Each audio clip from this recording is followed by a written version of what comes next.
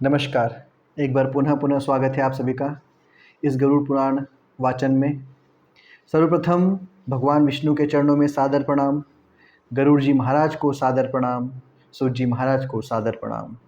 यहाँ पर मौजूद सभी दृश्य अदृश्य शक्तियाँ, देवी देवता, प्रेत या जो भी पूर्वज जो मृत हैं, जो मेरे भी पूर्वज हैं, किसी के भी पूर्वज अगर यहाँ पर मौजूद हो, उन सभी को भी मेरा सादर प्रणाम। यहाँ पर मौजूद सभी जीवित लोगों को भी मेरा सादर प्रणाम। आज हम 11वां अध्याय गरुड़ पुराण का 11वां अध्याय वाचन करेंगे। गरुड़ जी बोले, हे केशव, आप 10 गात्र की विधि से संबंध में बताइए। इसके करने से कौन सा पुण्य प्राप्त होता है और पुत्र के अभाव में इसको किसे करना चाहिए? श्री भगवान बोले, हे ताक्ष, अब मैं 10 गात्र विधि को तुमसे कहता हूँ। जिसको करने से सत्पुत्र पितृ ऋण से मुक्त हो जाता है। पुत्र पिता के मरने पर शोक का परित्याग करके धैर्य धारण कर सात्विक भाव से संवनित होकर पिता का पिंडदान आदि कर्म करे। उसे अश्रुपात नहीं करना चाहिए, क्योंकि बंधवों के द्वारा किए गए अश्रुपात और श्लेषपात को विवश होकर पिता रूपी प्रेत पान करता है। इसलिए इस समय निरर्थक शोक करके रोना नहीं चाहिए। यदि मनुष्य हजारों वर्ष रात दिन शोक करता रहे तो भी मृत प्राणी कहीं भी दिखाई नहीं पड़ सकता। जिसकी उत्पत्ति हुई है उसकी मृत्यु सुनिश्चित है, और जिसकी मृत्यु हुई है उसका जन्म भी निश्चित है। इसलिए बुद्धिमान को इस अवश्य संभावी जन्म मृत्यु के विषय में शोक नहीं करना चाहिए। ऐसा कोई देवी अथवा मानवीय उपाय नहीं है जिसके द्वारा मृत्यु को प्राप्त हुआ व्यक्ति पुनः यहाँ वापस आ सके। अवश्य संभावी भावों का प्रतिकार यदि संभव होता हो तो नल, राम और युधिष्ठिर महाराज आदि दुख न प्राप्त करते। इस जगत में सदा के लिए किसी का किसी भी व्यक्ति के साथ रहना संभव नहीं है। जब अपने शरीर के साथ भी जीवात्मा का सर्वकालिक संबंध संभव नहीं है तो फिर अन्य जनों के अत्यंतिक सहवास की तो बात ही क्या। जिस प्रकार कोई पथिक छाया का आश्रय लेकर विश्राम करता है और विश्राम करके पुनः चला जाता है, उसी प्रकार प्राणी का संसार में परस्पर मिलन होता है। पुनः प्रारब्ध कर्मों को भोग कर वह अपने गंतव्य को चला जाता है। प्रातःकाल जो भोज्य पदार्थ बनाया जाता है वह सायंकाल नष्ट हो जाता है।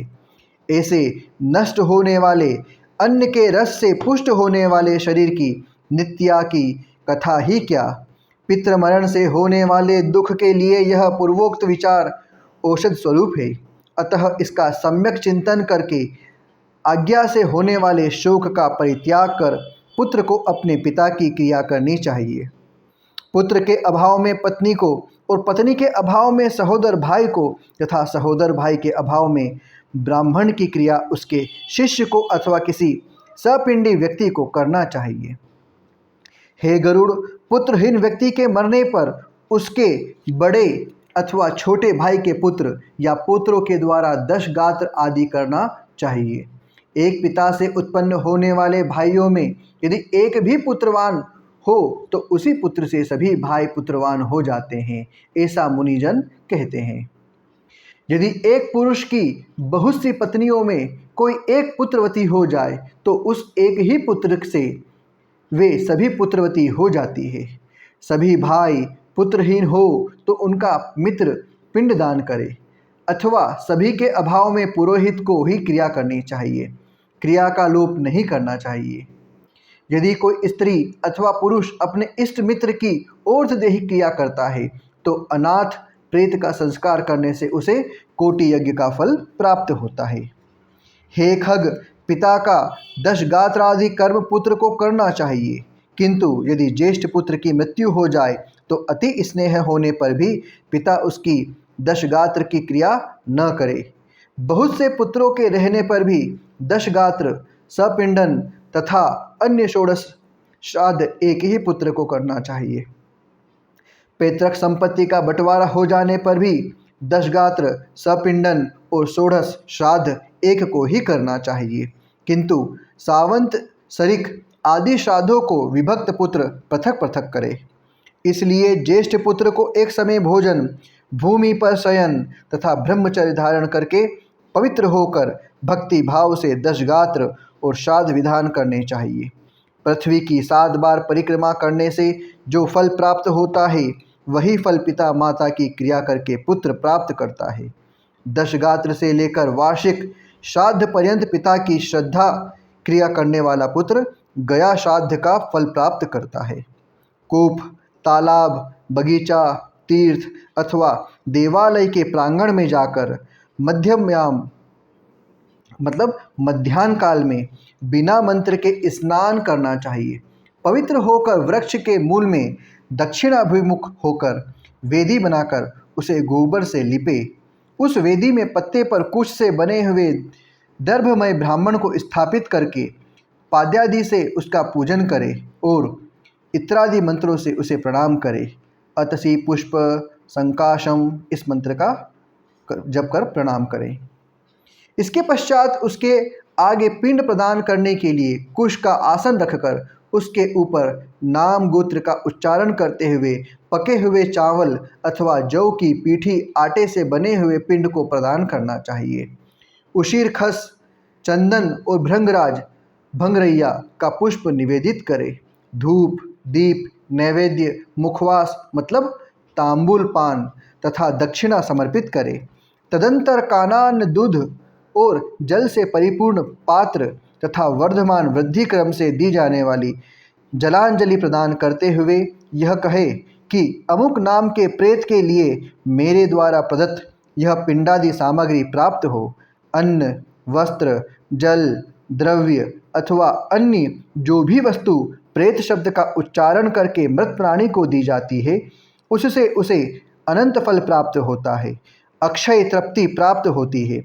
इसलिए प्रथम दिन से लेकर सपिंडकरण के पूर्व स्त्री और पुरुष दोनों के लिए प्रेत शब्द का उच्चारण करना चाहिए। पहले दिन विधि पूर्वक जिस अन्न का पिंड दिया जाता है, उसी अन्न से विधि पूर्वक 9 दिन तक पिंडदान करना चाहिए।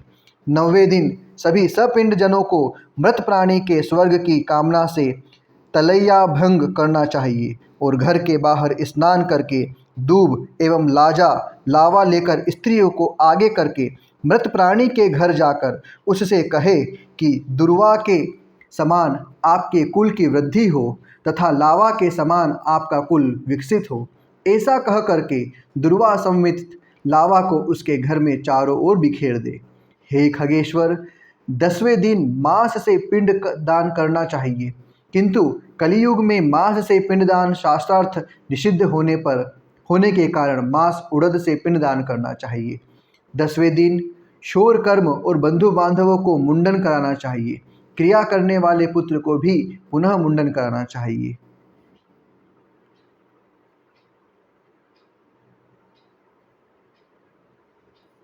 दस दिन तक एक ब्राह्मण को प्रतिदिन मिष्ठान्न भोजन कराना चाहिए और हाथ जोड़कर भगवान विष्णु का ध्यान करके प्रेत की मुक्ति के लिए इस प्रकार प्रार्थना करनी चाहिए।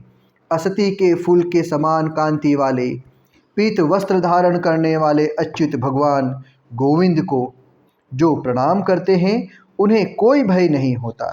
हे आदि अंत से रहित शंख चक्र और गदा धारण करने वाले अविनाशी तथा कमल के समान नेत्र वाले देव विष्णु, आप प्रेत को मोक्ष प्रदान करने वाले हो।